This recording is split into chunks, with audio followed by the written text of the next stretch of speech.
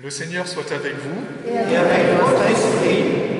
Évangile de Jésus-Christ selon saint Marc. Gloire à toi, Seigneur. En ce temps-là, aussitôt sorti de la synagogue de Capharnaüm, Jésus et ses disciples allèrent avec Jacques et Jean dans la maison de Simon et André. Or, la belle-mère de Simon était au lit, elle avait de la fièvre. Aussitôt, on parla à Jésus de la malade. Jésus s'approcha, la saisit par la main et la fit lever. La fièvre la quitta et elle les servait.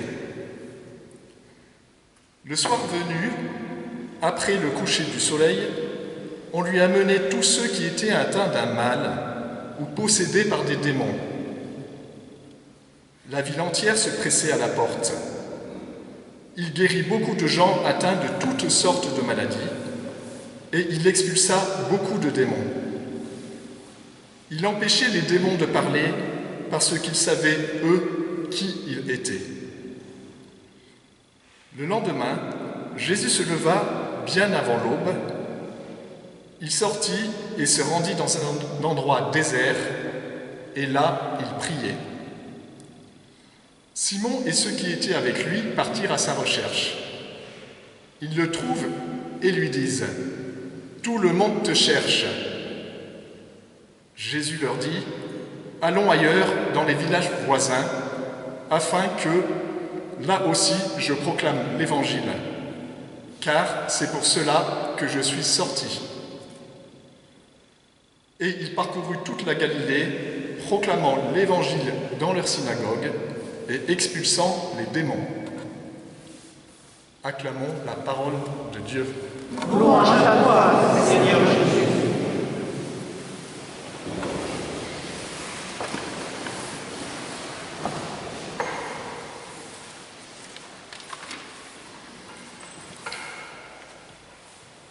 Le dimanche de la santé, voici des textes qui sont bien appropriés. Job n'en peut plus, ni physiquement, ni psychologiquement. Ce livre de l'Ancien Testament essaye de comprendre le sens de la souffrance. En fait, elle n'a aucun sens, et il n'y aura pas de réponse. Sinon, ce que la souffrance n'est pas, et notamment que cette injustice est sans rapport avec le péché. Dans l'Évangile, Marc nous présente Jésus comme un médecin qui court partout. Nous ne sommes qu'au premier chapitre de son Évangile, et déjà, il guérit, il prie, il repart, il guérit, et même il chasse les démons. En effet, chacun de nous a été créé en 3 dimensions. Chaque dimension est magnifique, et chacune d'elles peut être abîmée. La dimension physique, le corps, ce corps qui est sacré, temple de l'esprit, corps porteur de plaisir. Mais lorsque le corps est abîmé, il y a de la douleur, il fait mal. Dans maladie, il y a d'ailleurs le mot mal. Les médecins, infirmières, aides-soignantes, kinés, pharmaciens, etc. sont là pour nous aider à combattre la maladie. Marc nous décrit ici une guérison physique, celle de la belle-mère de Pierre. C'est la première guérison de son évangile, et vous avez remarqué, elle concerne une femme. Ce n'est probablement pas un hasard. Et cette femme va immédiatement nous montrer ce que signifie suivre le Christ, servir. La dimension physique, la dimension psychologique. L'âme, ce qui anime, en grec, le psyché, porteur de bonheur. Mais le psychique aussi, quand il va mal, peut être terrible. La dépression est avant tout une souffrance. Les psychiatres, les psychologues nous aident à être bien dans notre tête. Et puis la dimension spirituelle, c'est le souffle, le sens, la direction, l'esprit, porteur de joie. Le mal ici, c'est le non-sens, le chaos, le diviseur, parfois appelé Satan, celui qui ne veut pas de Dieu, qui attaque la vie en Dieu, qui refuse Dieu. Les prêtres sont là pour nous soutenir dans ce qu'on appelle le combat spirituel, la tension entre le bien et le mal, la foi en Dieu et son rejet, le créateur et le destructeur. Et savez-vous que dans chaque diocèse, il y a un exorciste? Marc nous montre ici Jésus qui chasse les démons, c'est-à-dire qu'il libère les personnes possédées, enfermées dans le mal. Dans enfermé, il y a le mot enfer. Bien sûr, ces trois dimensions interagissent. En l'absence de sens spirituel, il est difficile d'avoir un bon moral. C'en est de même quand on subit un mal physique ou quand nous sommes stressés, nous pouvons avoir des douleurs dans le corps.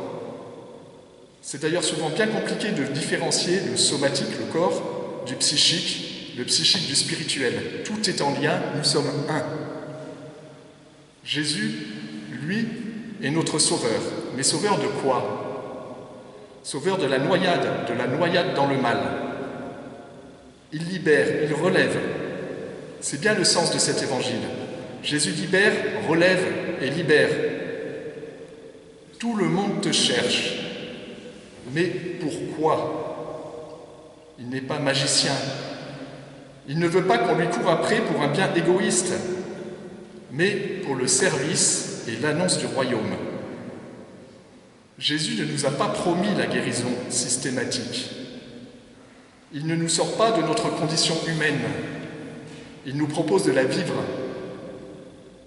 S'il libère, c'est pour faire signe. Le royaume est parmi nous. Sa promesse est extraordinaire. Dans la douleur, il est à nos côtés. Plus que cela, il souffre avec nous. Il est avec les malades. Il est aux côtés des soignants. On peut soigner les corps, et beaucoup de professionnels le font avec dévouement, de même que soigner psychologiquement. Mais dans le champ de l'esprit, seul Dieu est plus fort que le mal. Ce qu'il veut ici, par le Christ, c'est montrer que l'amour est vainqueur, l'amour a le dernier mot. Servir et annoncer le royaume, pour cela, malade ou bien portant, bénévole, chacun a une place, tous à égalité. Voilà ce qui libère. C'est une bonne et magnifique nouvelle. Amen.